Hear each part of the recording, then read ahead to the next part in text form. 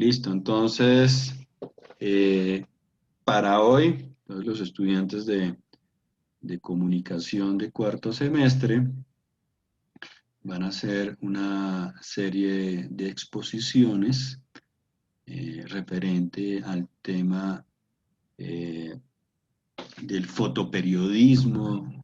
Dentro del fotoperiodismo está también el tema de la reportería gráfica. Hay otros, también hay fotógrafos que hacen documentales.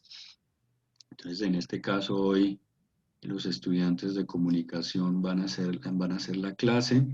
Habíamos hablado que las presentaciones van a ir entre 5 a 10 minutos, lo ideal que sean 5 minutos, que sean cortas, concisas. Habíamos hablado que hablar de algunos datos generales de los fotógrafos. Lo que más nos interesa es como la parte técnica y elegir una serie de fotos que pueden ser 5 para hablar del fotógrafo. Entonces vamos a dar la entrada aquí al grupo de Dayana Fernanda Mendoza y Lisette Lizarazo León con Dorotea Lash. Entonces, ahí les doy la entrada. ¿Listo? Buenos días, profe, buenos días, compañeros. Nuestra fotógrafa correspondiente es Dorotea Lange. Su nombre completo es Dorotea Margaret Nordstrom Lange. Ella nace el 25 de mayo de 1985 en Hoboken, Estados Unidos, y muere el 11 de octubre de 1965 en San Francisco, Estados Unidos. Dorotea Lange fue una de las grandes fotoperiodistas de la historia. Ella estudió fotografía en la Universidad de Columbia de 1917 a 1918, frecuentó el grupo F64 en sus F64, para que entendamos, es una asociación de fotógrafos que promovía la práctica de la fotografía pura sin intervenciones en oposición al pictorialismo.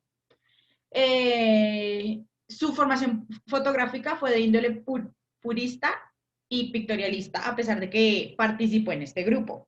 Las fotografías de Lange se exhibieron en la Willard Van Dyke Gallery y su trabajo fue descubierto por Paul Sucher Taylor, que lo incorporó a principios de los 30 a la Farm Security Administration. Bueno, es de resaltar que Dorotea tomó fotografías en 22 estados norteamericanos, en donde se dedicó a retratar todo este tipo de situaciones que ocurrieron tras la Gran Depresión. Bueno, durante este periodo de la Gran Depresión, ella se dedicó a tomar estas fotografías alrededor del país norteamericano como un trabajo ejercido para la Farm Security Administration. Fue una fotógrafa, fue la primera, de hecho, la fotógrafa que recibió la beca Guggenheim en 1941. Durante los años 50 también trabajó para la revista Life y fue reportera independiente en Asia, Sudamérica y Medio Oriente.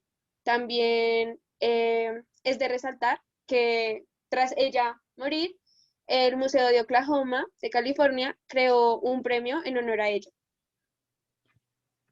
También es importante basarse también en el trabajo que ella hizo durante los años 40 en Estados Unidos, que fue una época en los que Estados Unidos hizo unos centros de concentración, ¿sí? Unos lugares de concentración donde estaban personas japonesas o de ascendencia japonesa.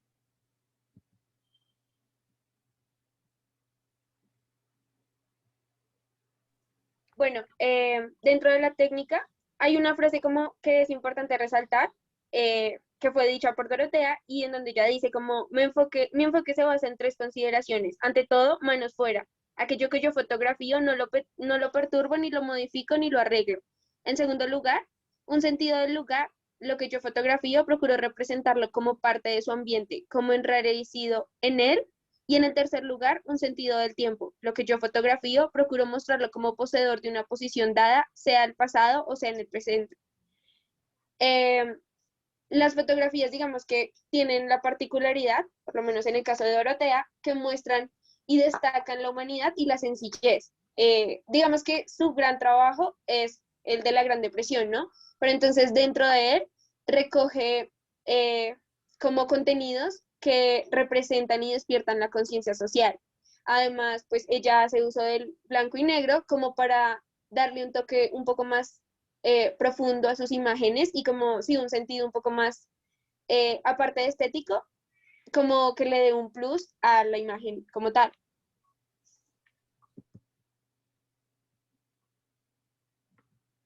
Bueno, su fotografía más famosa es esta fotografía, se llama Migrant Mother. eh, Fue tomada dentro de la información que nosotros pudimos rescatar, encontramos que según los expertos y los datos que se conocen, fue tomada con una cámara Grandflex que usó una película de 4 por 5 pulgadas, es más o menos unos 10 por 13 centímetros. Eh, la escena básicamente nos muestra una mujer que está acompañada de sus 2 hijos, bueno, de sus 3 hijos en realidad, porque sale un bebé. El más pequeño pues descansa en sus brazos y los otros 2 niños no se les ve el rostro. Esta fotografía, digamos que es muy, muy como famosa dentro del proceso y todo lo que viene siendo el trabajo de Dorotea, porque reúne básicamente los componentes y como que destaca un montón lo que viene siendo el trabajo de ella dentro de la Gran Depresión, ¿no? Esta es una de las fotografías que hace parte de su serie de la Gran Depresión de Norteamérica. Digamos que en cuanto a su composición, pues ella, bien como lo decía la cita, ella no interfiere en sus fotografías, no, dentro del proceso ya de revelado y creativo, ya no hace de más en eso, sino que simplemente tal y como toma la foto y muestra y captura al instante, es básicamente como lo comparte. Pues está tomada blanco y negro como la mayoría de sus fotos, aunque algunas tienen algunos tintes en sepia. Eh, el foco de la imagen pues está en la mujer. Como dato curioso, en realidad Dorotea murió sin conocer siquiera la, sí, como la identidad original de la mujer. Em, pues la iluminación es la mayoría de sus fotografías como tal, como no están intervenidas y son del instante, entonces su luz y todo el tipo de componentes son naturales. Entonces la iluminación es de luz natural.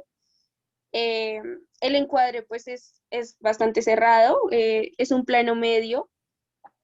Digamos que en el recorrido de la imagen, además podemos decir como, bueno, el centro de atención es el rostro de la mujer, sin embargo, digamos que en cierto modo cumple con la ley de tercios porque eh, digamos que los puntos de, de, de unión en la imagen, en la ley de tercios, pues capturan, digamos, las cabecitas de los 2 niños y alcanza acá a tocar un poco la carita del niño pequeño que está en brazos.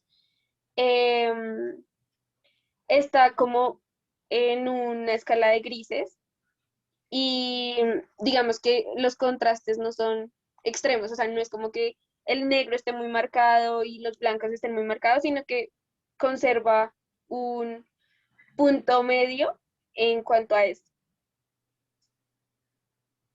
Bueno, y antes de seguir con las otras imágenes que colocamos de Dorothea Lange, es de gran importancia resaltar que, como muchos fotógrafos en la época, sufrieron de censura, y sobre todo en la época de los años 40, cuando ocurrió esto de los campos de concentración para personas japonesas en Estados Unidos. Ya estas imágenes se dieron a conocer tiempo después, porque durante la época lo que se quería exhibir, digamos, en Estados Unidos de alguna manera, o a un nivel internacional también, era como ese sueño americano que se tenía, más no todas estas situaciones a las que ella se refería como de verdad, de verdadera importancia para el momento. Entonces, entre otras fotografías, tenemos del lado izquierdo, en blanco y negro, pues es un plano general, tiene una angulación normal y muestra a una niña. El entorno en torno a esa gran crisis que se estaba viviendo en Estados Unidos. Pues, como todo, ya les lo explicó, la mayoría de fotos están con su luz natural, sombras naturales, no están ni siquiera intervenidas por ellas. Ese blanco y negro y la luz natural que hay en esa foto le otorga un significado más profundo a la misma, y asimismo como una sutileza. No cumple con la ley de tercios, pero sin embargo, el estudium y el punctum de la foto coinciden en la niña. Y el centro de atención de la foto literalmente es la niña como que viendo hacia esa, podríamos decir como chimenea, si lo queremos tomar así, pero a ese punto donde ella lo ve como vacío, ¿sí? Como si uno como cuando uno se levanta y se queda viendo hacia un punto, así nomás. Pero en este caso ella está, o sea, está representando en ese momento la crisis. En la imagen del lado, bueno, es un plano general con angulación normal. A diferencia de la primera fotografía, esta es en sepia. Retrata, básicamente la mayoría de fotos que elegimos, o retrata lo de la Gran Depresión, o ya el tema de los americanos que tenían como ascendencia japonesa. Digamos que de esta también podemos decir que a diferencia, o sea, bueno, es que visualmente, a diferencia de la primera fotografía en la que vemos quizás una composición un poco más profunda o un poco más pensada, que es el hecho de la iluminación, de cómo entra y le cae y recae en la niña, digamos que ya la siguiente fotografía, que es la de la familia, tiene más como su contenido es dentro del contexto general de la foto en sí. O sea, lo que cuenta es su contenido, valga la redundancia. Eh, digamos que la intención de la fotografía es netamente comunicativa, más que para expresar técnicas o sí como un sentido un poco más de composición. El centro de interés claramente es la familia, ya obviamente después de ver a los sujetos en la imagen, nosotros como espectadores nos detallamos de otros elementos que ya es lo que acompaña a la imagen y acompaña a la familia dentro del encuadre, que es como pues la casita detrás, la ropa, sí, como la miseria y el momento en el que se encuentran. Para la tercera foto podemos decir que es tipo plano medio, pues así lo tomamos nosotras, con una angulación normal. Tiene una ley de tercios con respecto a la ubicación del señor y a la ubicación de la señora que estaba amamantando. Pues lo que se puede ver en la imagen son unos padres a quienes la crisis los tiene en la miseria, repensando, digamos, esa manera de vivir. Y Dorothea Lange, en sus fotografías, en esos 22 estados que mencionábamos, la mayoría de sus fotos está basada en tomarle fotos a campesinos o a personas que prácticamente sufrieron más toda esa crisis. El recorrido visual para la imagen va desde el hombre a la mujer y el niño. Su encuadre está completamente lleno, por decirlo de alguna manera, y no da lugar a espacios negativos. Y los contrastes son notorios y pues la nitidez. En la siguiente imagen, bueno, es un gran plano general, está en angulación normal.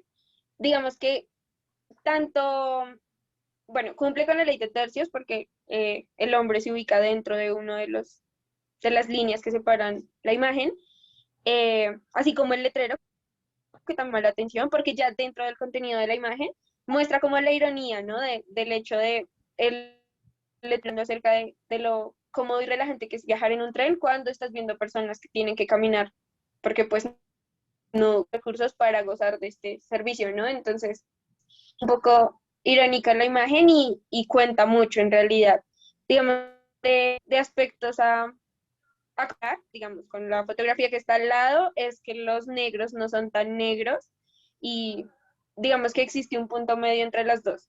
Eh, digamos que dentro de esta fotografía, pues claramente están en un exterior, entonces es luz natural. Unas líneas de espectro que vienen siendo como las de la carretera que te guían y te hacen dar un recorrido dentro del y básicamente como que le dan un poco más de y dinamismo a la imagen misma. Eh, justo como por cómo están distribuidos los elementos, que es decir, las personas y entonces da la sensación de que tiene una muy buena de pesos la imagen. Y agregando, digamos, a esa imagen, pues podemos ver como la ley también de horizontalidad con respecto a la proyección que se hace en las líneas de los costados, donde es como el camino donde van ellos.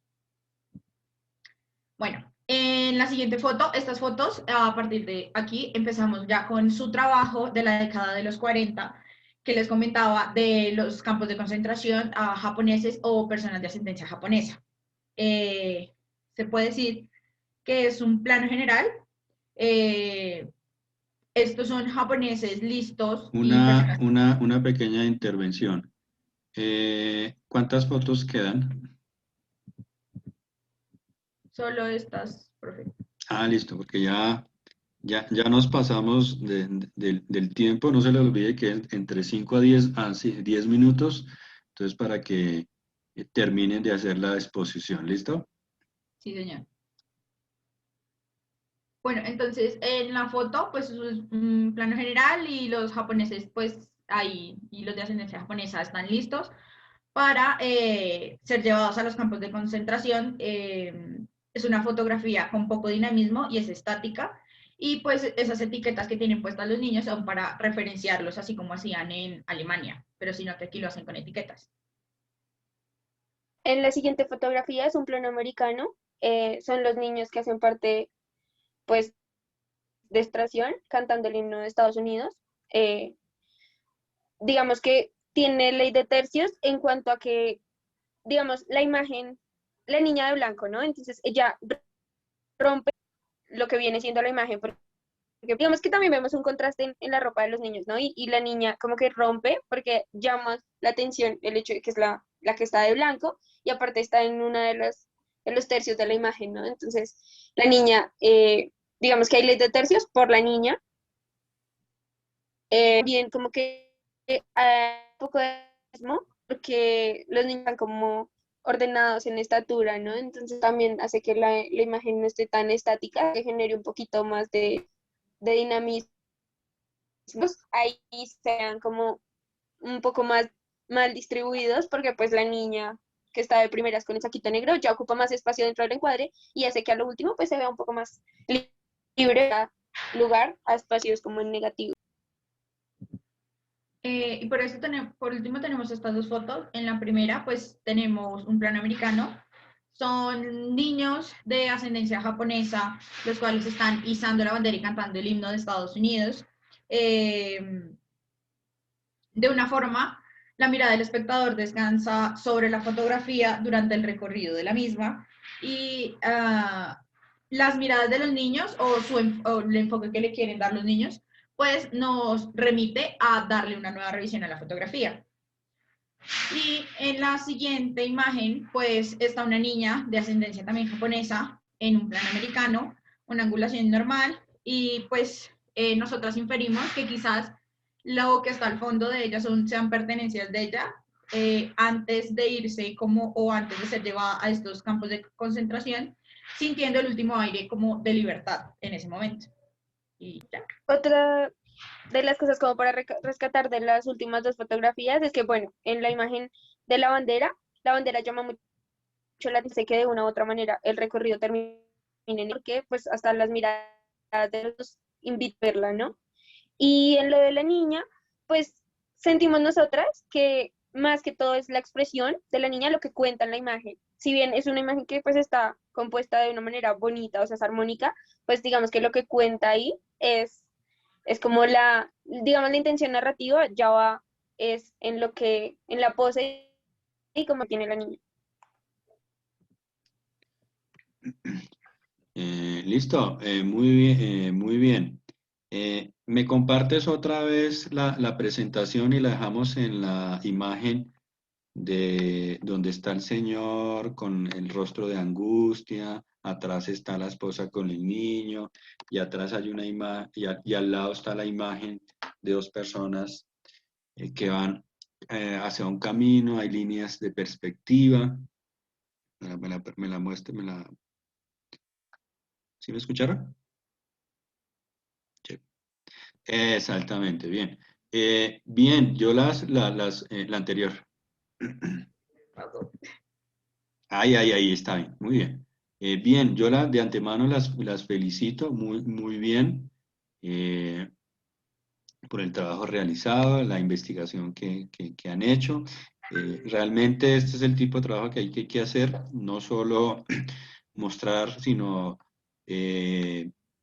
dar, profundizar un poquito sobre qué nos están mostrando. Ustedes hablaron de una palabra muy importante y que ustedes lo deben tener en cuenta de aquí en adelante. Cuando a mí me hablan de comunicación social, listo, bueno, yo tengo que hacerles el enfoque a lo que a ellos realmente les interesa, el tema del fotoperiodismo, el tema de la reportería gráfica, pero algo importante es el tema de comunicar. Entonces, esto es para que ustedes se lo graben y es que el tipo de fotos que ustedes van a hacer en su proyecto, en uno de sus trabajos finales, el tema de fotoreportería es que sus fotos comunican, digan algo, ¿no? No detrás de eso, pues también hay que tener el tema de las reglas de composición, pero también que me diga, que me comente. Esta fotógrafa, una de sus series más conocidas es el tema de la depresión. Y entonces, si ustedes se dan cuenta, eh, pues Estados Unidos venía de una época del boom económico para después llegar para 1929 y que sucediera eso, en la cual se muestra, bueno, realmente cómo es esa sociedad rural de Estados Unidos en la precariedad, lo que les tocó sufrir a mucha gente, que normalmente a veces creemos que Norteamérica pues siempre han vivido en el boom, no les ha pasado nada, pero este es uno de los episodios, de los tantos episodios que Estados Unidos ha tenido. Eh, Han pasado muchos, pero esto es como para recalcar el tema de la Gran Depresión, el tema de la fotografía en blanco y negro, y eso, ¿no? Las expresiones. Entonces, muy bien por la exposición. Las felicito por el trabajo realizado y la profundización y la investigación. Listo, muy bien. Eh, el fotógrafo que me correspondió pues fue Steven Curry. No sé muy bien cómo se pronuncia el apellido, intenté buscarlo y pues no me pareció mucho. No supe pronunciarlo. Entonces, él nació el 24 de febrero de 1950 en Pensilvania, Estados Unidos. Es un fotoperiodista estadounidense que lleva décadas atrapando a las personas con sus retratos, ya pues que las miradas que tienen en sus fotos transmiten emociones y los colores que tienen las fotografías son muy predominantes. Él fue conocido por una fotografía de la niña afgana que fue portada en la revista National Geographic en 1985. La carrera de él dio un gran giro cuando cruzó la frontera de Pakistán, vestido como uno de ellos, y entró pues a tierra, que estaba en esa época controlada por los rebeldes. Y pues cuando salió de ahí, salió con una cantidad de fotos y, bueno, carretes cosidos a sus ropas. Y pues esas fueron las fotos que fueron publicadas y son las que le dieron la vuelta al mundo. A él lo han arrestado en 12 países y ha estado dos veces en la cárcel de Pakistán. Y en esas dos ocasiones tuvo que elegir entre entregar las fotografías o su vida. Entonces él dijo como hay que tener cuidado. Y bueno, él dijo, y cito, hay que tener cuidado, medir la capacidad de riesgo y pensar si el riesgo merece la pena o no. Bueno, a lo largo de sus 35 años de carrera, ha fotografiado muchos conflictos, más que todo él se dedica a eso, pero no como que retratando el dolor, sino que la alegría y optimismo en sus series fotográficas como lo fue en Sri Lanka, Cuba o Nepal, donde el color y la alegría también pues tienen un lugar. Abuela y su nieto en Tíbet de 2000. Bueno, pues esta foto, él la acompañó con una frase que dice, nadie puede hacer por los niños pequeños lo que los abuelos hacen. Abuelos tipo de polvo de estrés sobre la vida de niños pequeños. Esta foto cumple con la ley de tercios. También es como un tipo enmarcado, pues la ventana funciona como un enmarcado en la foto. Y si nota, pues acá es como intentan transmitir la alegría que siente pues la señora. Y también tiene como una afectación de campo en esta partecita de la ventana. Y pues se nota que pues los colores son muy fuertes. Y a él, un dato también, a él lo acusaron, por decir así, por manipulación en las fotografías. Cosa que él dijo como sí, yo pues arreglo un poco el color, pero el fotógrafo que diga que no hace eso está mintiendo, según lo que dijo él. La mujer y su hijo en la ventana de un coche, a través de la ventana de un coche en India. Esta foto, la historia de esa foto es que en Mumbai, pues la mayoría de la población que vive ahí se dedica, bueno, es pobre y se dedica más que todo pues a pedir caridad, como pues lo hace esa mujer con su hijo. Esta foto también cumple el marcado, que es la ventana, los bordes de la ventana. También juega con la ley de tercios. Y pues yo entendí en esa foto que también juega con un poco del ojo del niño, como que concentra también la fotografía en el ojo del niño. Los trabajadores en una locomotora en India. Bueno, esta foto no es como que tenga mucho que decir de historia, pues él quiso mostrar cómo pues trabajan los hombres ahí. Juega con la profundidad de campo, es un plano general, tiene líneas horizontales y pues tiene una angulación normal. Vendedor de flores en el lago de India. Bueno, esta foto cuenta que pues él tomó la foto a este señor en los disturbios que dinamitaron la paz de la región y acabaron con la industria turística, porque pues normalmente llegaban más de 500,000 de visitantes al año y pues a él ya le afectaba mucho eso, pues esta también tiene líneas que pues les llevan el ojo a lo principal de la foto y juegan mucho con la perspectiva. Chico en pleno vuelo en India, bueno, tampoco tengo mucho que decir en esa foto porque pues no apareció mucha información. Lo que analicé fue que cumple con la ley de tercio y usa mucho las líneas, muchísimo las líneas en esta foto.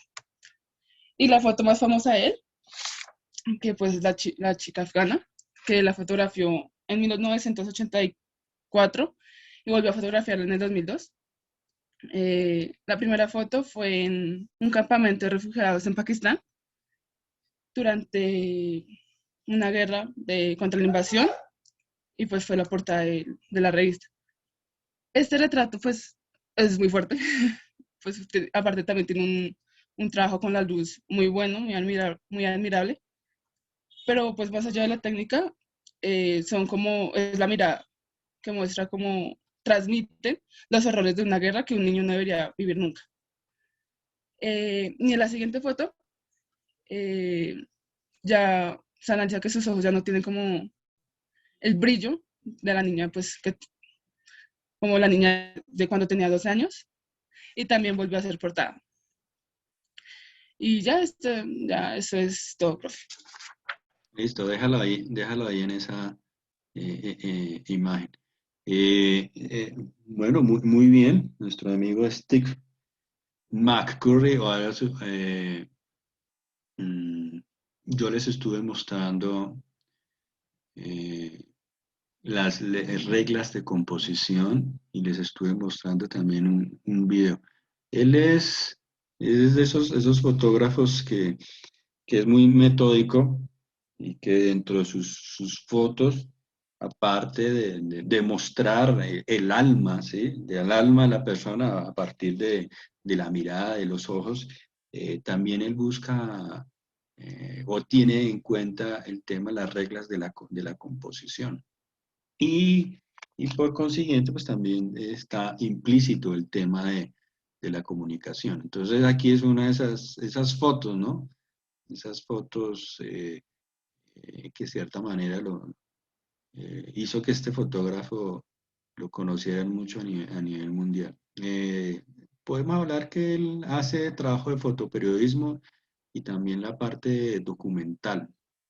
Y como nos comenta, hacer este trabajo tiene sus pros y sus contras, tiene sus momentos buenos, malos, tiene sus momentos en que uno tiene que arriesgar la vida, que decide que es primero, pero en el caso del fotoperiodismo y cuando lo mandan a uno a guerras, conflictos y ese tipo de conflictos aquí en Colombia, hay que tener mucho cuidado con eso, ¿no?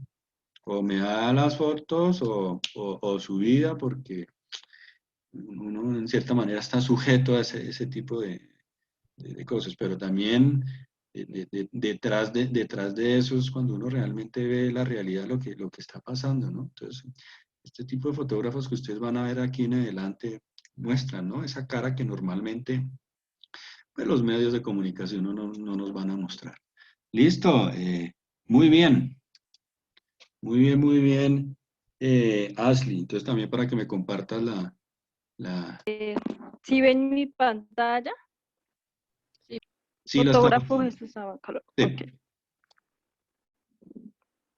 Bueno, buenos días a todos, compañeros y compañeras, al profesor. El fotógrafo que me correspondió a mí es Jesús Abad Colorado.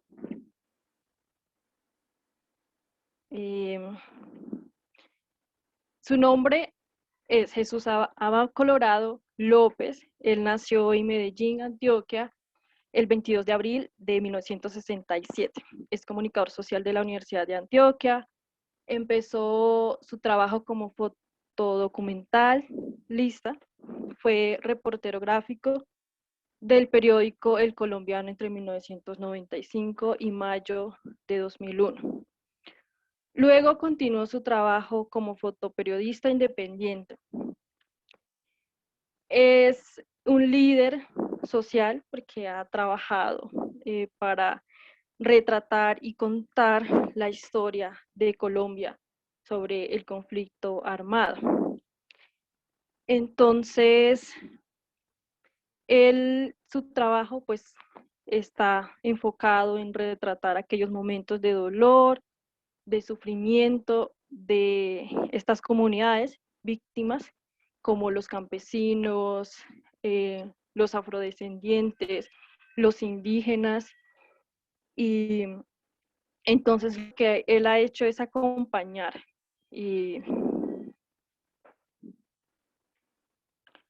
a estas comunidades. Ahora pasemos a sus fotografías y sus técnicas. Esta es una frase que yo escribí que dice: retratos del pasado, del presente y del mañana.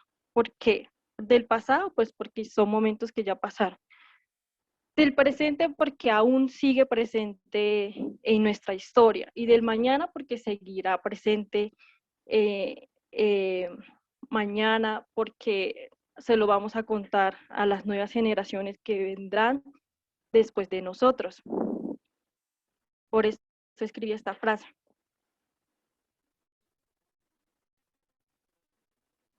Bueno, seleccioné algunas fotografías de él, donde podrán ver, son ruinas de la escuela destruida en Chocó durante el año 1999. Tragedia que pasó en ese año, causadas por el ELN y las autodefensas gaitanistas. En su composición percibo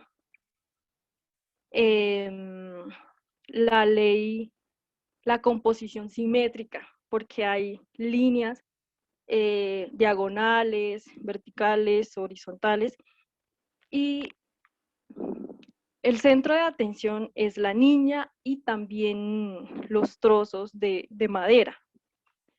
Entonces, él se caracteriza por hacer fotografías sencillas, simples, naturales,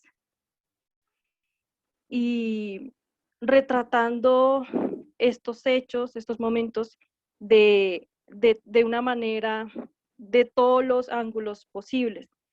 Entonces es lo que yo logro percibir en esta fotografía. Y también usa el blanco y negro.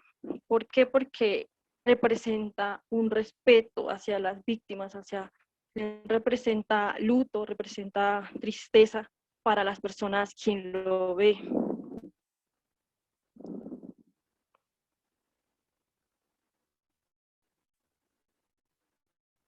Y seleccioné esta segunda fotografía, la ley de tercio. ¿Por qué? Porque hay dos líneas horizontales, no sé si alcanzan a ver acá, y otra acá.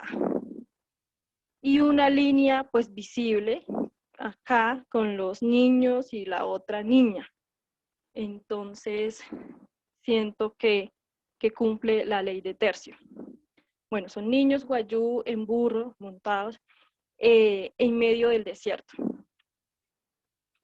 Esto les transmite felicidad, ya que pues se reflejan risas de los niños en esta fotografía.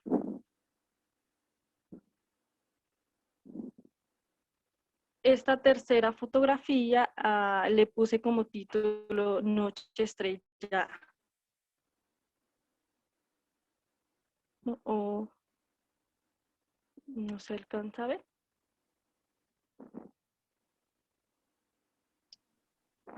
No, la foto no se ve, solo se ve el... ¿Ve la fotografía? Ya, ahora sí. No. Ahorita no las... ahora sí. Ya apareció. Pues aquí la veo. Listo. Gracias. La titulé Noche Estrellada. Bueno, en una de sus conferencias que yo vi, la tomó como a las 11 de la noche, todo en silencio. Y pues él sentía que escuchaba las almas, los espíritus de estas personas que perecieron en esta tragedia durante el año 2002. El cielo estrellado sobre la población abandonada de Bojayá. Esto fue uno de los hechos también conmovedores que pasaron en nuestra historia. Se ve la iglesia acá.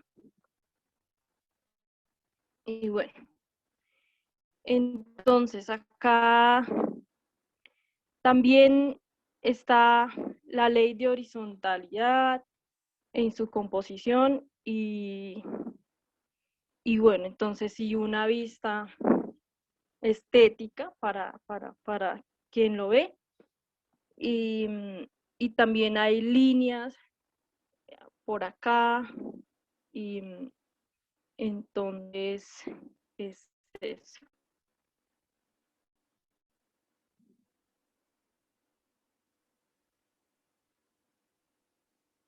Retrato de Angie.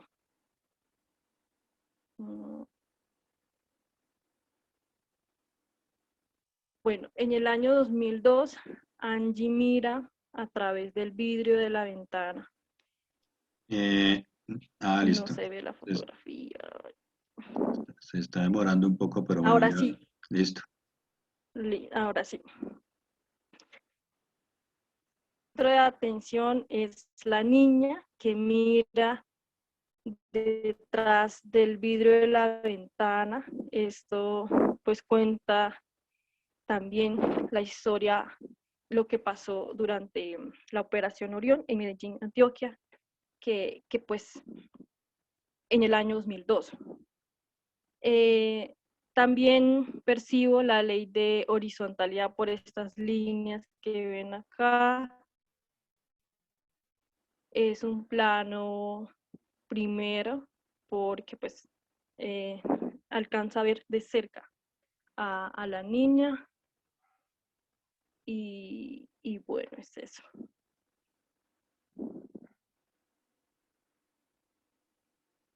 Y por último, tenemos al niño que abotona la camisa de un familiar, no sabemos si sea su padre.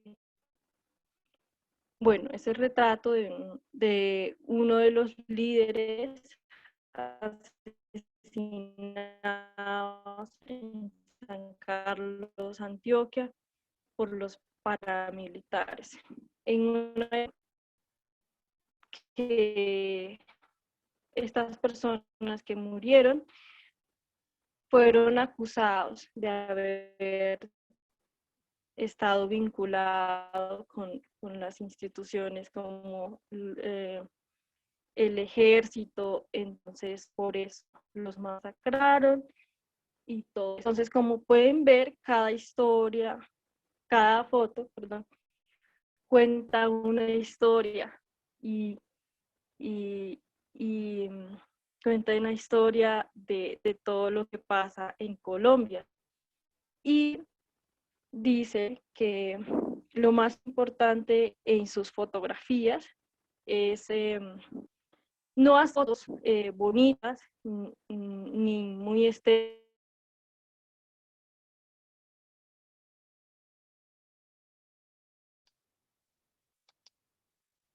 Listo. Bien, muy bien, Laura. Perdón, profe, creo que se me cayó el internet. Bueno, listo, bien, tranquila. Esa era la última foto. Buenos días para todos, para el profesor y para los compañeros. Mi grupo está conformado por Gonzalo González y quien les habla, Brian Rincón.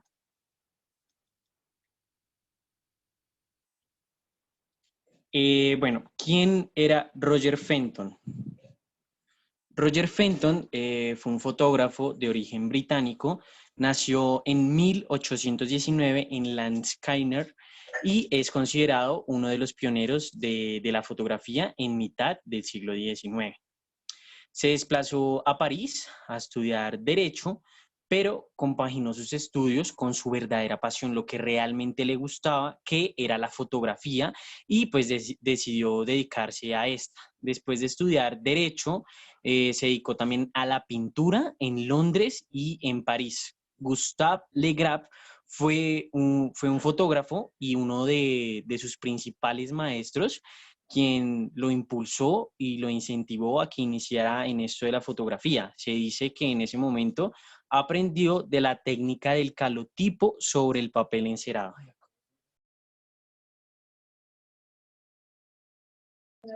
Bueno, para contarles un poco de su vida universitaria, pues así por lo alto, pues él tuvo una licenciatura en arte, bueno, y estudió otras carreras como matemáticas, lógica y esas.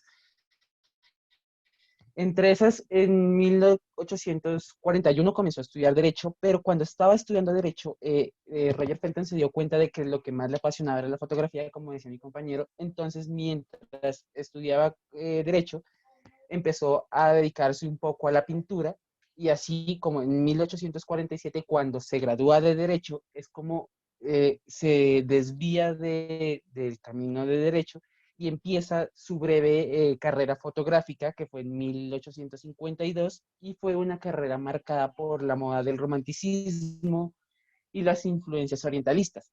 Se dice que pues era guiado más que todo por los pintores como Eugenie Delacroix, Charles Grain y Jacqueline Antonin Molin. Más que todo.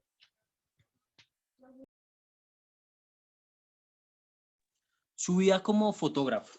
Roger Fenton trató a la fotografía como lo que es, como un arte, y como ya lo había mencionado, abandonó su profesión como abogado y decidió dedicarse plenamente a la fotografía. Digamos que su carrera fotográfica no fue muy larga, duró alrededor de 10 años, pero fue muy intensa. Realizó numerosos viajes en donde se encuentran Rusia, Moscú, San Petersburgo y Kiev, donde logró numerosas fotografías que son de las mejores de su obra.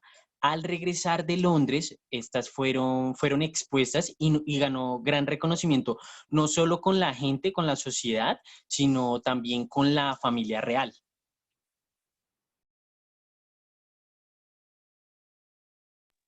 Bueno, esta es otra parte de Roger Fenton, en donde él lo que empezó a hacer fue con amigos tomarle fotos o sea, con sus amigos empezó a a basarse en temas como, por ejemplo, de las ideas románticas, sus...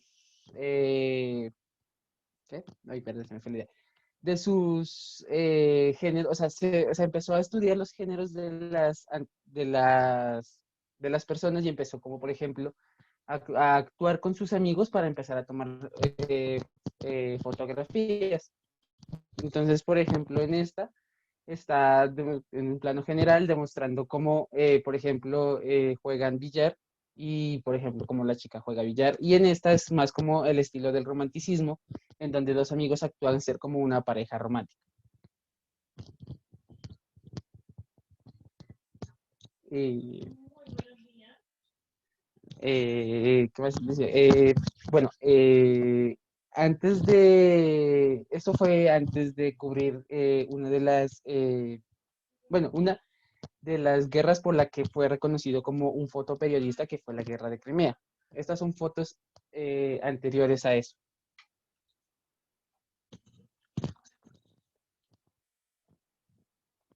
Ok, continuamos con la Guerra de Crimea. Roger Fenton es considerado como el primer fotógrafo, junto con otros fotógrafos, claro, de guerra por su obra durante la Guerra de Crimea, para la cual usó un estudio móvil llamado un furgón fotográfico. En reconocimiento a esta importancia fotográfica, las fotos de Roger Fenton sobre la Guerra de Crimea se incluyeron en la colección de 100 fotos que cambiaron el mundo de la revista Life. Entonces, como podemos observar, en la primera, pues, soldados caídos intentando ayudarlo. En la segunda, son generales en una reunión. Y en la tercera, son soldados de la guerra, del momento de la Guerra de Crimea.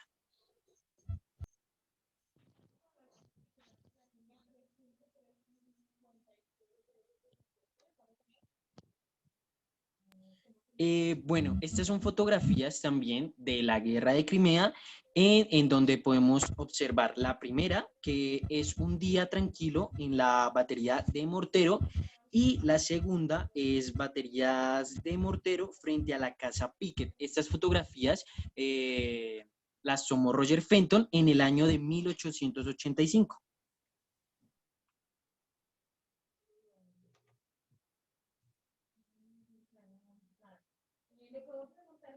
Como tercera tenemos a la bella casaca balaclava en 1885 también, y la cuarta foto decidió nombrarla como Dos sargentos del cuarto dragón ligero. Todas también fueron en el mismo año, en 1885.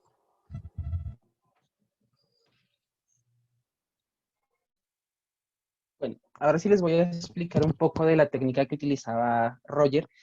Él lo que hacía era utilizar cámaras que tenían un formato de placa de cristal y colidón húmedo, que era un proceso pues que básicamente requería un largo tiempo de exposición, como prácticamente se decía que era como de 20 segundos o más para que la placa quedara pues retratada, y cada placa tenía que ser sensibilizada inmediatamente antes de la exposición y revelarla inmediatamente después. Esto pues antes de que la emulsión se secase, lo que exigía pues el cuarto del uso móvil.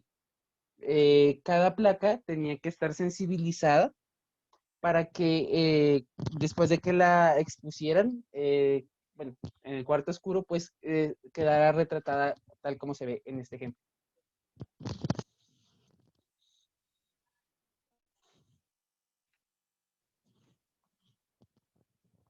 Y ya por último tenemos la carretilla de vinos. Digamos que en el caso de Fenton, Roger adoptó una carreta de un comerciante de vinos y la reconvirtió, pero por desgracia también demostró ser un objeto muy tentador para la artillería turca del momento. Las exposiciones de las fotos eran muy lentas, la preparación química y su revelado se tenía que realizar con in situ. Y todo eso requería de mucho material pues encima, lo que impedía hacer que las fotos fueran instantáneas. Por eso, las imágenes que nos han llegado de estos primeros conflictos bélicos son retratos de oficiales y escenas de campamento estáticas.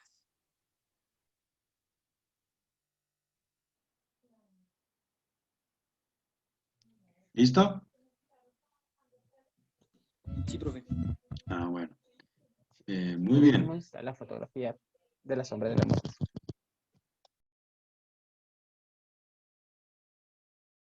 El fotógrafo que a mí me correspondió fue Robert Capa. Porfa, la pasas. Ok, entonces Enrique Friedman nació en Budapest, Hungría, el 22 de octubre de 1913 y murió en Tai Binh, Vietnam, el 25 de mayo de 1954. Y Gerda Taro, que es su seudónimo, que era el seudónimo, perdón, de Gerda no sé qué,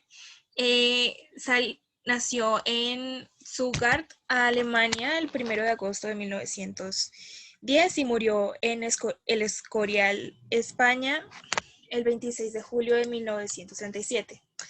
Estos fueron una pareja de corresponsales gráficos de guerra y fotoperiodistas durante el siglo XX. Y pues ambos trabajaban bajo el nombre en común de Robert Capa.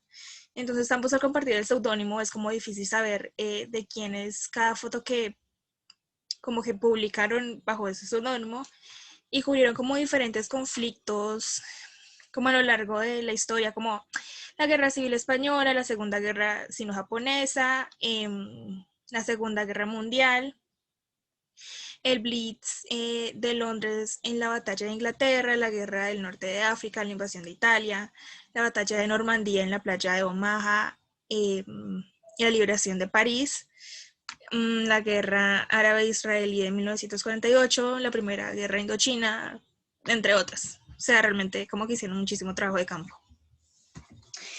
En 1947 en París, junto con otros dos fotógrafos, 10 años después de la muerte de su pareja, el señor Endre, como que fundó la organización Magnum Photos, que fue como la primera agencia de cooperación para fotógrafos independientes de todo el mundo. ¿La pasas, porfa? Ok, entonces la primera fotografía que quise agregar es la muerte de un siliciano, que fue como una de las fotografías más emblemáticas y también una de las más controversiales debido como a su dudosa veracidad. Esta fue tomada en la localidad andaluza de Espejo el 5 de septiembre de 1936. Y la persona que vemos en la pantalla es un señor llamado Federico Borrell García, que era un soldado republicano, que pues se ve que cae muerto con un arma en la mano. Aquí siento que se puede evidenciar mucho, bueno, pues no mucho, pero sí se puede evidenciar como la ley de tercios, en la parte izquierda donde está pues el señor hombre cayéndose muerto. Siento que se vendría siendo también como un plano general. En la siguiente, porfa. Ok, aquí tenemos dos fotografías de la Guerra Civil Española, que durante la Guerra Civil Española, que comenzó el 17 de julio de 1936 y finalizó el 1 de abril de 1939. Bueno, pues como ya dije, Gerda murió atropellada por un tanque de guerra pues durante una retirada republicana. Siendo que aquí también en ambas fotos, o sea, la de la derecha siento que quedó un poquito cortada, no sé en qué momento, pero se cumple también como la ley de tercios, es un plano general, y se puede ver como, pues nada, o sea, los destrozos que causa la guerra, pero sin embargo como la esperanza que simboliza el quererse recuperar, no sé, de la humanidad, podríamos decir.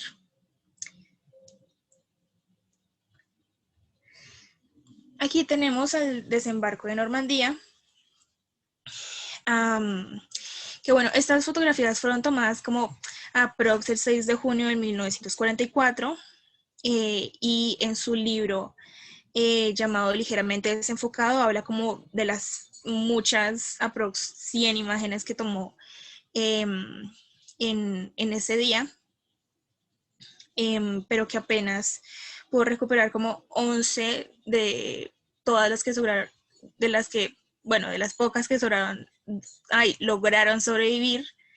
Y pues estas fueron llamadas como las 11 magníficas. Claramente, o sea, están borrosas precisamente por como estaba en el proceso de guerra tal cual, o sea, literalmente.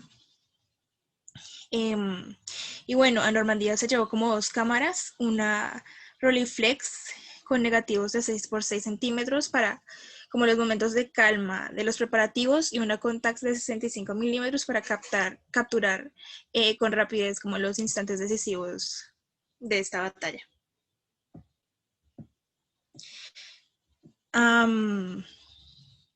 Esta es como otra de las fotografías que tomó en el desembarco de Normandía, que siento que se puede, o sea, aquí trabaja mucho con no solamente la ley de tercios, como de el soldado de la izquierda que hace como un punto de inflexión, por decirlo así, sino que también con las líneas en el sentido de la horizontalidad, como para darle una mirada, para acentuar la mirada, básicamente. Estos son algunos como de los negativos que se lograron rescatar de las magníficas 11 de las que hablaba anteriormente. Aunque no se puede ver como muy claro, pues es, no sé, es como de lo poco que se pudo rescatar.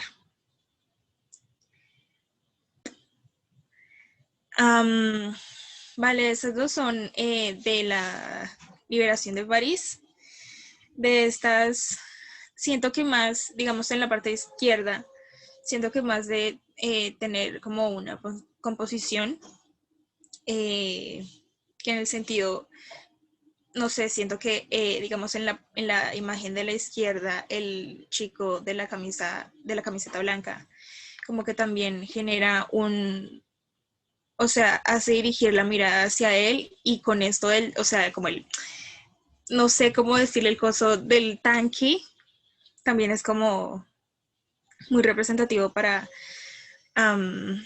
dirigir la mirada y como detenerse a analizarla muy bien. Y en el de la derecha se puede ver como también el juego de las líneas y de las personas, como de las caras, expresiones, miradas con el cielo y los edificios.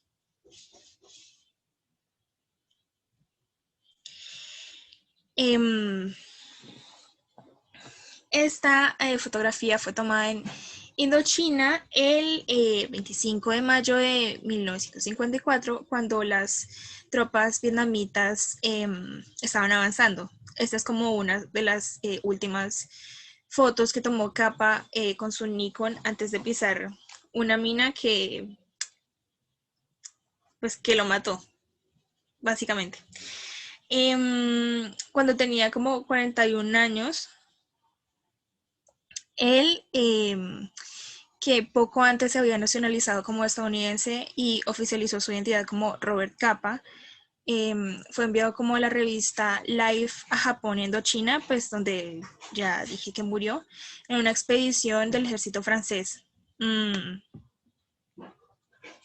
Entonces, como que esta, no sé, impulso incansable y con la intención de tomar como una foto, el reportero se bajó de un jeep y pues ahí pisó como una mina que fue la que pues se estalló y posteriormente como que, falleció. Aquí, perdón.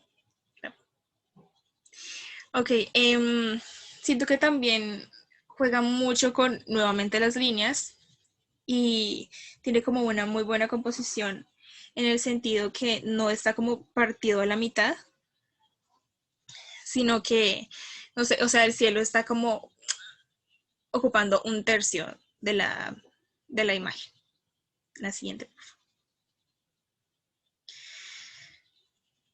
Ok,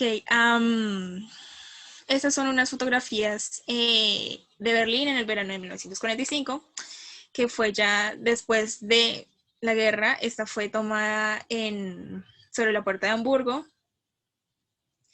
y juega muy bien con la horizontalidad y la ley de tercios claramente por la calle, que en este momento olvido cómo se llama, que aparece en la derecha.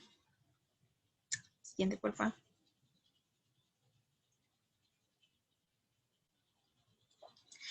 Vale, la foto de la derecha fue como, bueno, o sea, ambas fueron todavía como fotografías de Berlín en el verano de 1945. Y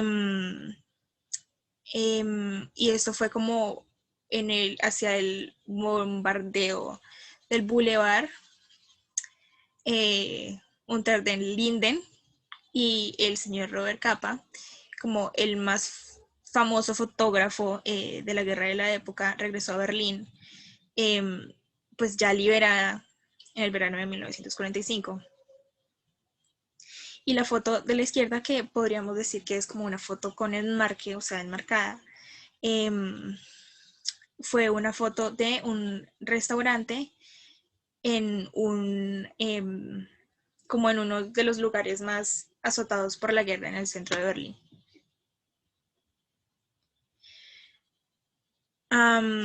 Vale, ya como para finalizar, pues todos estos hitos, mitos del siglo XX por parte del señor Robert Capa fueron como retratados por una cámara Leica, y esta pequeña cámara como compacta, robusta, pero como ligera, fue inventada eso de 1919 y comercializada hasta 1925. Y eso sería todo, profe. Buenos días, profesor. Buenos días, compañeros. La fotógrafa que me correspondió fue Cristina García Rodero. Bueno, pues de ella, sí, en datos generales, ella nació en Puerto Llano, Ciudad Real, en España, el 14 de octubre de 1949. Fue miembro de la Real Academia de Bellas Artes de San Fernando y formó parte de la agencia Magnum, una agencia muy importante respecto a la fotografía. Fue una de las primeras mujeres. Bueno, pues su trayectoria en la fotografía inició a muy temprana edad, cuando tenía 16 años. Fue motivada por un compañero a que participara en concursos de fotografía junto con su hermana. Entonces las dos participaban y cuando ganaban premios, ellas lo invertían en los objetivos de las cámaras. A los 23 años, la Fundación March le ofreció una beca y cuyo fin era que ella fuera a fotografiar los eventos especiales de España, específicamente los feriados y, bueno, otros. Entonces, en un lapso de 15 años, ella tomó estas fotografías y publicó su primer libro llamado España Oculta. Bueno, entonces El alma dormida, esta fotografía es la portada del libro España Oculta, donde ella acá revela que, bueno, la fotografía acá como la vemos realmente no era original, porque bueno, no es como la original, está editada, porque en ese momento ella no cayó en cuenta que el objetivo de su cámara estaba roto, entonces no se podría diferenciar muy bien la fotografía, entonces necesitó de ayuda de un fotógrafo conocido que era amigo de ella para arreglarla y que se pudiera diferenciar. La imagen en un inicio también estaba sobreexpuesta, e incluso si se puede detallar un poco la imagen, se ve que todavía tiene un poco de granulado acá en la parte del cielo. Bueno, ella, ¿qué dice acá? Esta es una fotografía de que pues es algo irónica, una niña jugando en un cementerio. Entonces es la comparación que ella hace entre la vida y la muerte. Más sin embargo, a ella siempre le ha gustado fotografiar lo que es la fuerza, la poesía, la vida y la alegría. Ya respecto con su técnica, pues ella utiliza acá un plano general, juega con la línea de horizontalidad, es una imagen nítida, pues la profundidad de campo no está afectada, utiliza mucho el blanco y negro, que más adelante voy a explicar, y una angulación normal. Bueno, el Vía Crucis de San Vicente de Sonsierra, acá pertenece también al libro de España Oculta, y bueno, pues esta es una de las celebraciones que hacían en España en un tiempo donde España estaba en crecimiento. Esta me pareció muy interesante porque el juego de la contraluz es muy importante y genera como un sentimiento. Ella acá la técnica que utiliza es el plano general, bueno, a contraluz como lo comenté, el blanco y negro siempre va a estar y una angulación normal. Bueno, María Leonza, la diosa de los ojos de agua, fue cuando ella hizo como un tour, entonces esta fue tomada en Venezuela. Durante 3 años estuvo acá participando en los ritos que hacía esta comunidad. Combinaban todo tipo de posesión espiritual, la magia negra, los ritos esotéricos y los rituales católicos. María Leonza es una diosa para los venezolanos. Ella representa, para ellos, representa la naturaleza, el amor, la paz y la armonía. Y pues también como en sus ritos ellos mezclan las creencias africanas, indígenas y católicas. Respecto a su técnica, pues acá se utiliza un primer plano, la profundidad de campo está afectada, el blanco y negro y la angulación normal. Bueno, esto también viene del libro de España Oculta, es una imagen muy curiosa porque esto es celebración a un rito religioso. Entonces, es una imagen de libre interpretación, pero me pareció muy curiosa. Respecto a su técnica, pues igual plano general, una imagen nítida, blanco y negro y angulación normal. Bueno, Georgia, 18 meses de vida. Esta imagen es muy curiosa porque Georgia estaba pasando por un tiempo donde la guerra era como algo normal en la vida de ellos. Entonces, ella siempre retrata también como los funerales, incluso fotografió hospitales psiquiátricos. Entonces, eso lo hace más curioso de ella. Esta imagen, 18 meses de vida, pues muestra el funeral de un niño de aproximadamente 1 año de edad. Y cómo le hace énfasis en la cara de la mamá o sea, creo que el sentimiento de perder un hijo lo podemos ver reflejado en la cara de la madre, que realmente es una imagen muy vacía, es una imagen que le lleva a uno mucho sentimiento. Respecto a sus técnicas, bueno, el plano medio, una imagen nítida, el blanco y negro y una angulación normal. Y bueno, esta sí me pareció muy curiosa, que fue de los rituales en Haití, donde ella fue como la comunidad que más les gustó, porque Haití es una comunidad que ella dice que es muy guerrera y donde ella puede expresar lo que siempre ha querido expresar, que son las dualidades. O sea, que ella quiere expresar lo natural de lo sobrenatural, lo religioso de lo pagano y la vida de la muerte, el cuerpo y alma. Entonces, los rituales en Haití son muy curiosos, la verdad, pues como podemos observar en esta imagen. Respecto a su técnica, pues bueno, ella utiliza el plano general, la imagen nítida, el blanco y negro y angulación normal. Ya estas son como unas fotografías en general que pertenecen a varias exposiciones que ella ha hecho. Y respecto a la teoría de blanco y negro, pues ella dice que, bueno, como nos pudimos dar cuenta, todas sus fotografías siempre van a estar con blanco y negro. Eso es lo que la identifica a ella. Porque ella siente que puede transmitir claramente acá y el blanco y negro da como una curiosidad de la cual nosotros podemos analizar más profundamente. A pesar de que muchas de sus fotografías están relacionadas con la religión, ella se considera atea y cree que esa profesión, ser atea le ha dado otra visión de las cosas. Entonces ella cree que puede ver más allá de los que están, por decirlo así, limitados de una religión. Ella comenta también que necesita emocionarse antes de tomar una foto. Ella al igual dice que ella toma la foto y no necesita una técnica, lo que necesita es emocionarse para poder reflejar la realidad. Y ella utiliza el blanco y negro básicamente porque cree que los colores realmente distraen la verdadera intención de las fotos. Entonces ella por eso quiere retratarlo siempre en blanco y negro, porque los colores son como una distracción y nos pueden desviar del verdadero significado de las fotografías. Y pues, bueno, eso fue todo. De la cual les voy a exponer es Margaret Bourke-White.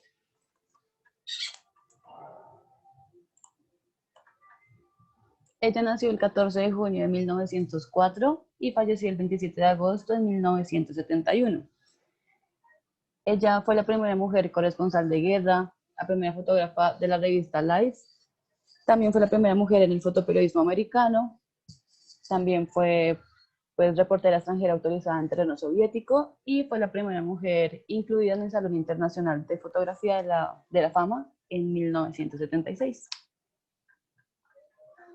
En 1927, ya después de estar estudiando su carrera, decidió tenía la fotografía como hobby, pero ya después decidió realizarla de forma profesional. Bueno, en 1927 abrió un estudio en Cleveland, donde se dedicó a fotografiar arquitecturas y grandes industrias o temas sobre eso.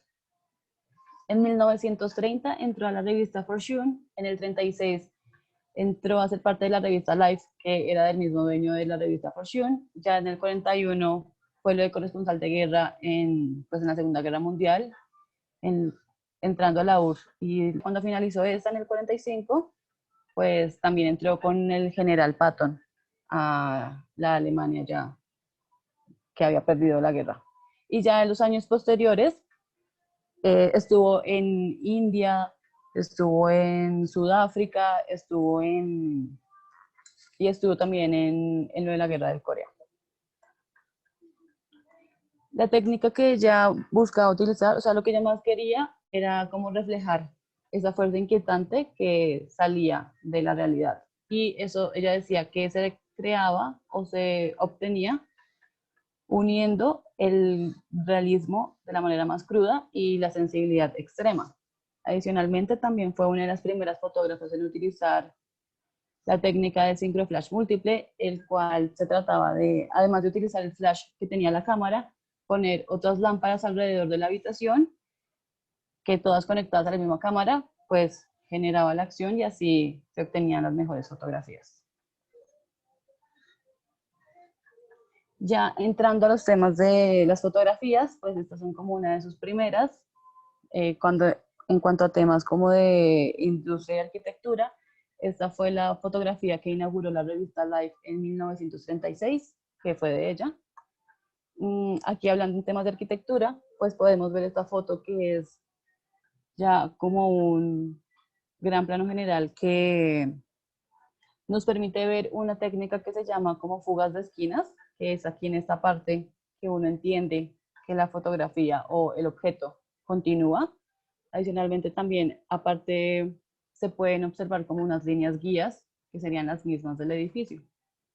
Bueno, también fue muy innovadora en su época por la técnica de tomar fotografías a una altura superior, que en esos momentos pues no estaban muy acostumbrados ni normalizadas. Entonces podemos ver esta que es la DC-4 volando sobre Nueva York, que es de 1939.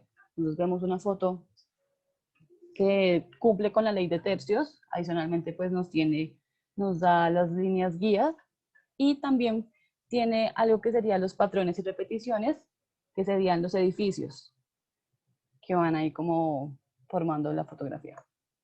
Y tenemos el puente Goldgate, que siento que además de la ley de tercios, pues las líneas guías, también cumple la del espacio, la regla del espacio, que nos genera como un posible movimiento, que eso ya vendría a ser lo de los automóviles.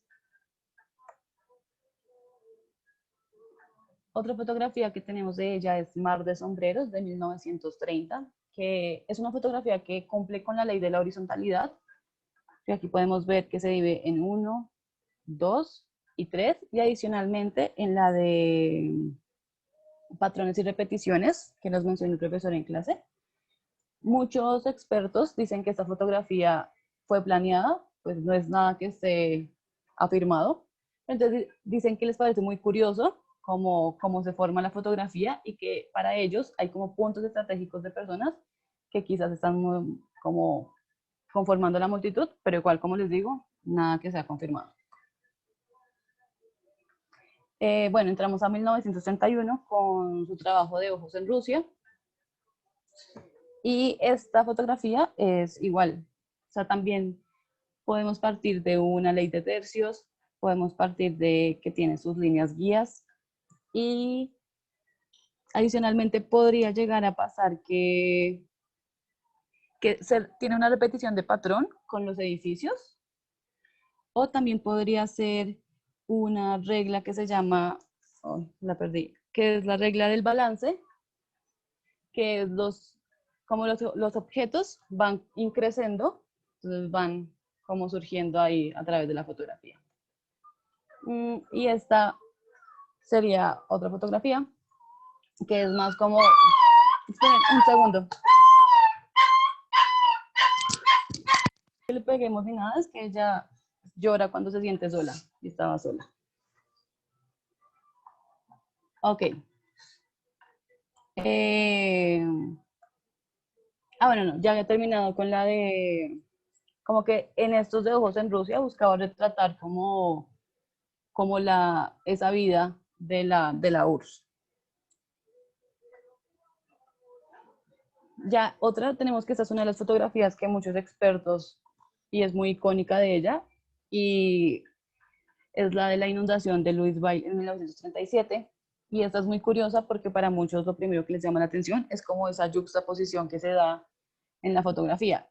Como ya vimos, ya sabemos, esto es después de una inundación y la fila era para recibir alimentos y como otros elementos de la Cruz Roja, ¿no?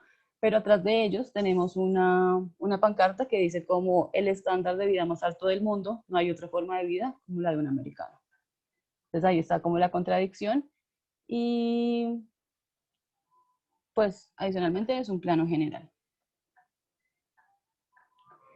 Ya entrando en su parte de corresponsal de guerra, esta es la de la liberación del campo de concentración de Buchenwald el 11 de abril de 1945.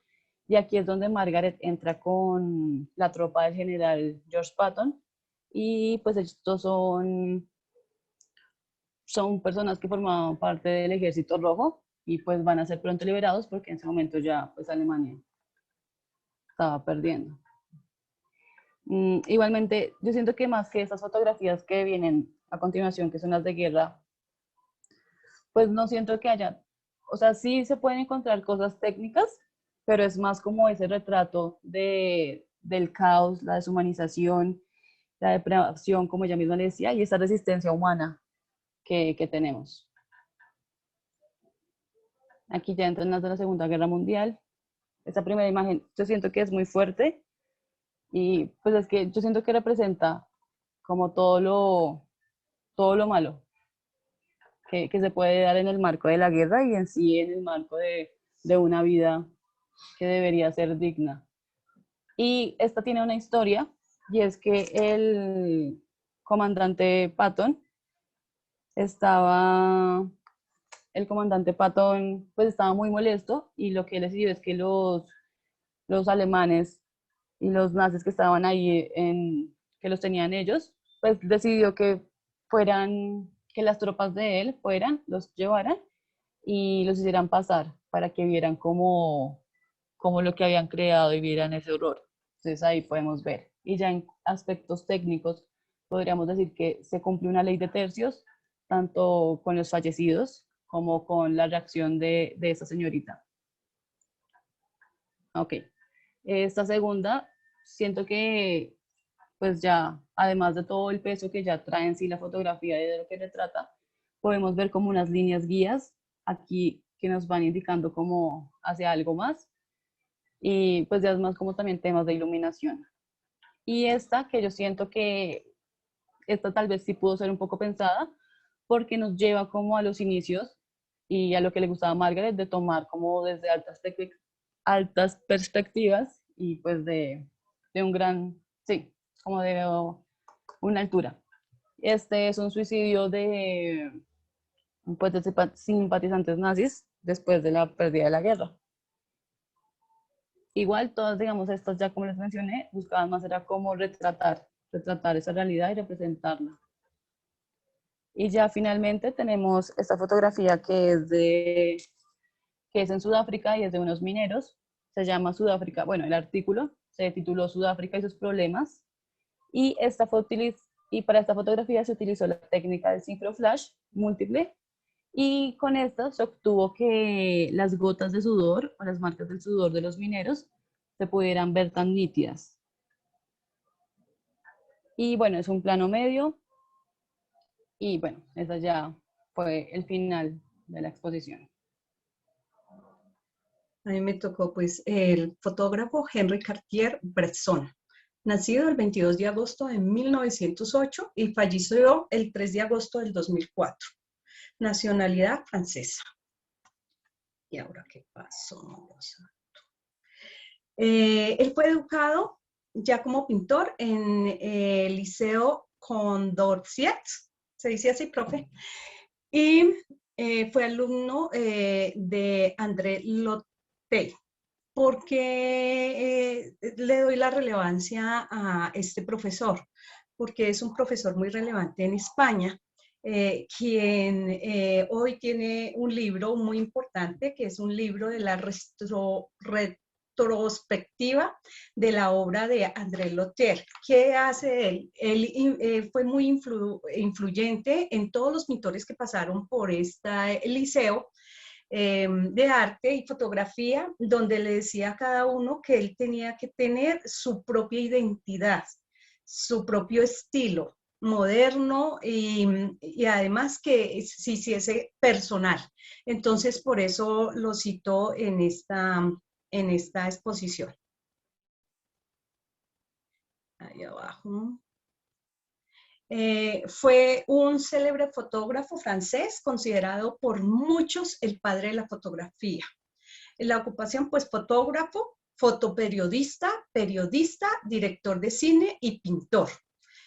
Su movimiento era un movimiento de fotografía humanista. Miembro de la Academia Estadounidense, no pude leer, de las Artes y las Ciencias, porque se me doblan las palabras. Distinción. Él tuvo un premio internacional de la Fundación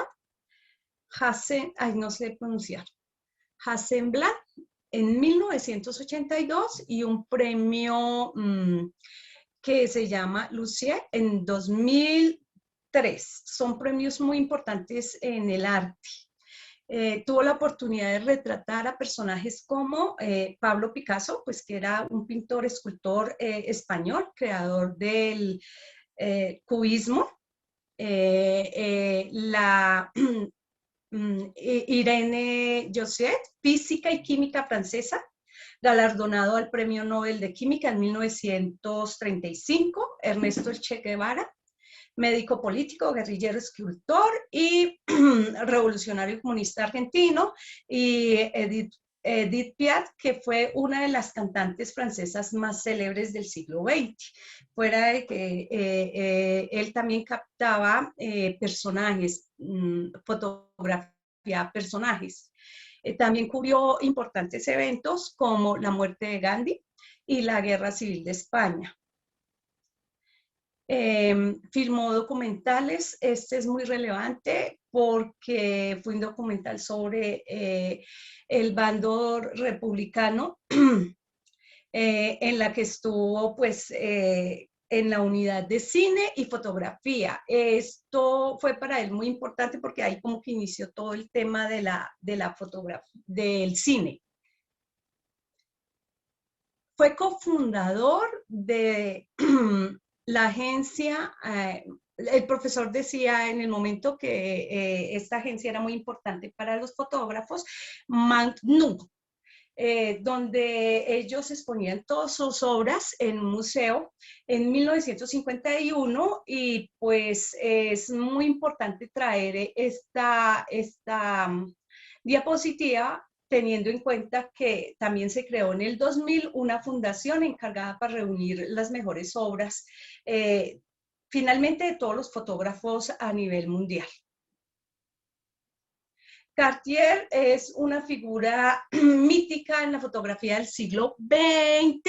En 1982 recibió, ya lo decía, recibió el premio internacional en la Fundación Hasselblad.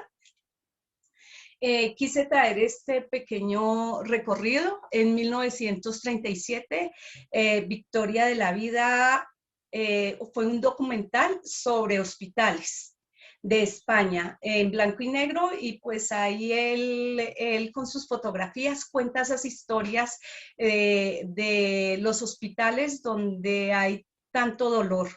En 1938 siguen los documentales sobre la Guerra Civil de España y los años de guerra. Esto es todo en blanco y negro. En la Guerra de España, pues también él cuenta sus historias con todo esto que pasa en las guerras, de tanto, bueno, dolor, todo es dolor. En 1945, el retorno, la película sobre el retorno de los prisioneros después de la Segunda Guerra Mundial. Por eso, en las primeras diapositivas, como fue fotógrafo, también fue director de cine. Esta es una de las fotografías que él capta y congela el momento. Es una fotografía donde él capta un momento decisivo. Es que amanecí más agripada. En las imágenes están cargadas de, pues, de un momento con mucha paciencia. Él, para tomar las fotos, él dice que él no se va por medio de un libro, unas guías ni nada, que él siempre espera un momento, que siempre hay que estar en esos momentos que son únicos para poder retratar ese instante. Entonces, esta es una fotografía en un momento único, como él lo llamó. Esto son varias fotografías donde él dice que uno, para ser fotógrafo, las primeras 10.000 fotografías, pues son tus primeras malas fotos, sus peores fotos. Y no habla de una ni de 10, habla de tus primeras 10.000 fotografías. Y él dice que estas fotografías es colocar la cabeza, el ojo y el corazón en un mismo eje. Y que si tú conjugas estas tres cosas, como son el corazón, el ojo y la cabeza, logra estas imágenes que él tiene aquí en esta diapositiva. Como es el momento en que el perro sacó su cabecita por este hueco, es única, es un momento. Aquí donde él dice que hay trazos, hay líneas por este hueco, y él encuentra a esta gente al fondo, pues es un momento único. Y el del caracol, la mirada de la niña. Entonces, él no se basa en técnicas, sino en el momento.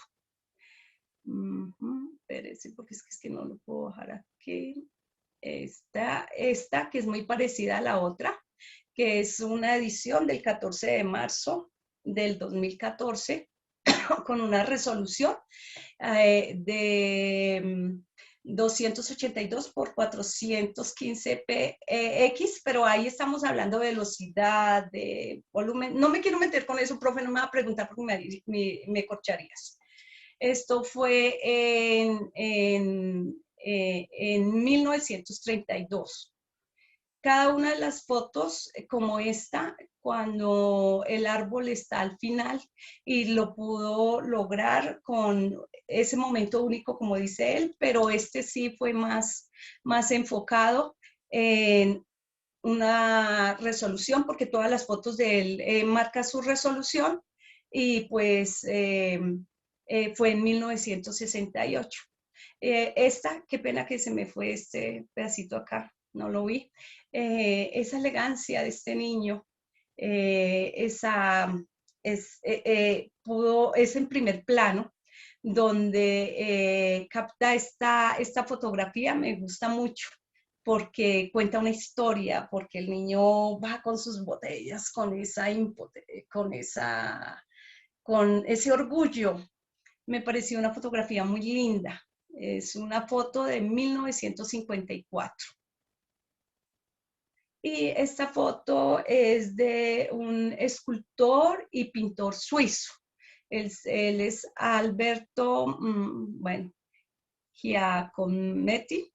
Es un pintor también que en el momento él captó esta imagen, pero él a su vez hizo la fotografía de un colega de él, pintor y escultor, porque pues Henry también fue pintor. Esta foto donde capta el momento. Él siempre habla de momentos, él siempre dice que uno tiene que estar ahí, donde están estos dos personajes.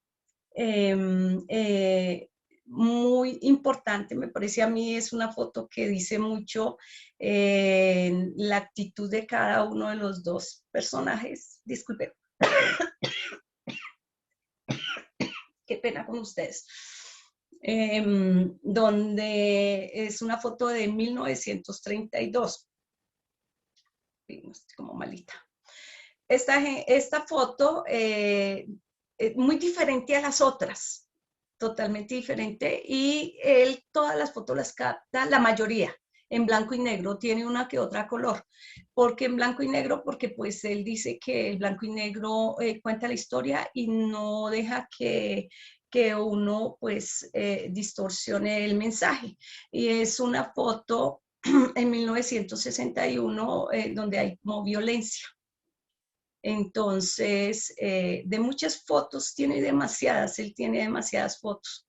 En estas, como él puede captar el momento, porque siempre hay que hablar del momento con él,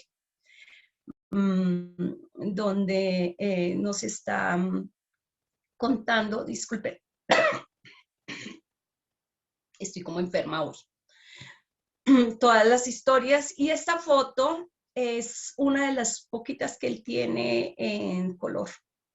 Es una foto de color, pero él también nos dice que la composición se basa en el azar, que jamás hago un cálculo, entreveo una estructura y espero que suceda algo. Eso es él. También dice que la cámara es para mí un cuaderno de dibujo, el instrumento de la institución, y la spot. Qué pena con ustedes, pero es que amanecí tan agripada hoy. Él dice que siempre busca sobre todo un silencio interior, interno, traducir la personalidad y no una expresión. Siempre describe, dice él, describe es destruir. Describir es destruir. Sugerir es crear. Él es muy reconocido también por sus frases, que son unas de las que traigo en este momento. Profe, y también quería